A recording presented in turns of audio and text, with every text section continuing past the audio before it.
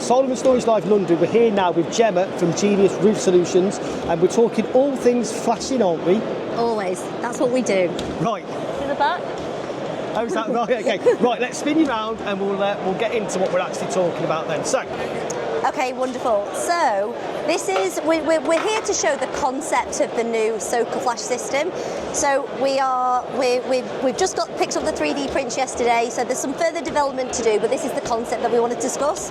So this is for in-roof? This is for in-roof, yes. So it's an in-roof system, so we're not coming up with our own in-roof system with trays or anything like that. We're purely looking at the lateral flashings of in-roof systems, like GSE, like S4. This is S4. So what we've done is we've got a bit of feedback about how they're putting the tiles back together on the lateral flashings. So once the in-roof is done, you put the lateral flashing down each side, obviously, yes. And it's about how, as installers and roofers, we dress those tiles back. Absolutely. To make it look right and be weathertight. Absolutely. So the feedback we were getting was two things.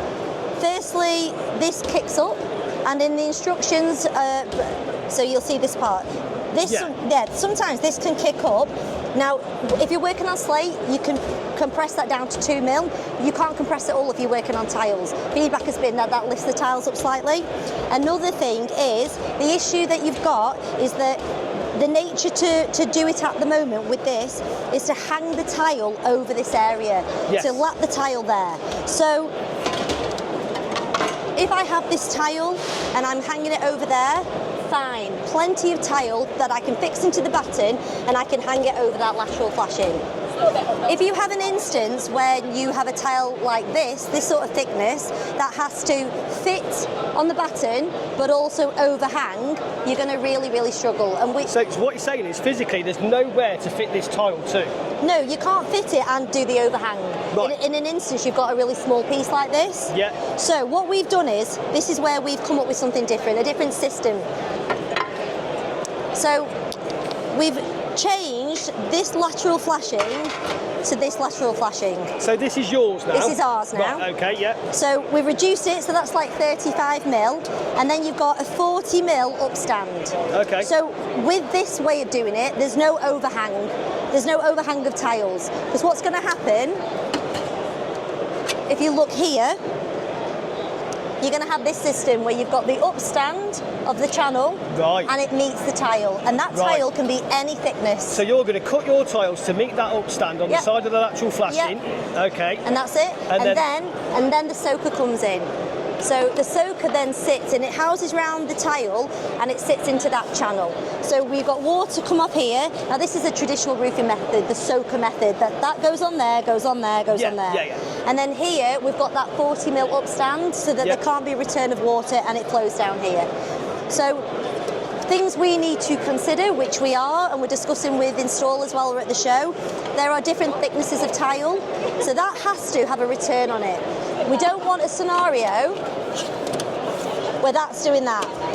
It has to return. To go under the tile? Exactly. So that's going to lock it in place then? Exactly. Right, so gravity will do its thing and that'll lock it into place. And then also, obviously, because of the headlap on the tile, water won't go up there anyway. Exactly, right, exactly that. So water can't there, there's the headlap, and we just need to make sure that that returns on itself. So that's something that will happen a bit further along in the product development. This is like the concept we're trying to show people.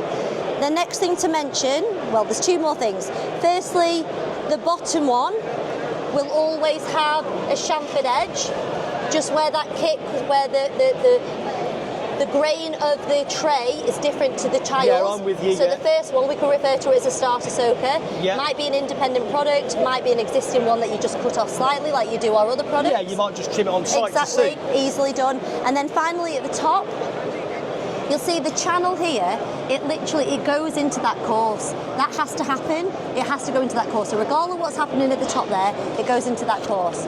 So what we are creating is a product like this, which again will be further product development, have a return on it. What you do? Oh, thanks. Have a return on it, and so it'll house underneath the tile, and it'll have a course on top of it.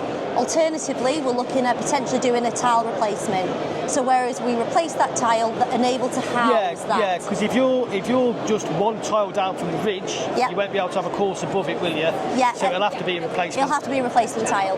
But again, we're here showing the concept. We believe the concept's brilliant in terms of weather tie and makes it user-friendly for installers because they're not going to have any issue where they can't fix the tiles against the No, and I've got to say that aesthetically, it looks amazing, doesn't it? Yeah, exactly. It really, and so I did hear you speaking to somebody else about whether it's going to be aluminium or plastic. Yes. And there'll be a cost implications to that. Exactly that. It's one of those things. We'll take feedback. We'll create whatever people want.